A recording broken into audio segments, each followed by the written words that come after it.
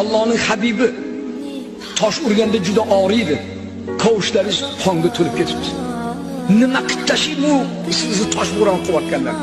Bering yer bilan yakson qilib tashlayman hozir deganda yo dedi. Ey Jabroil alayhissalom, siz meni payg'ambarligimni bilasiz-ku? Ha, bular bilmaydi-ku. Buni qirib tashlasam ertaga qotil payg'ambarimizni otalarimizni o'ldirib yuborgan deb aytmaydimi?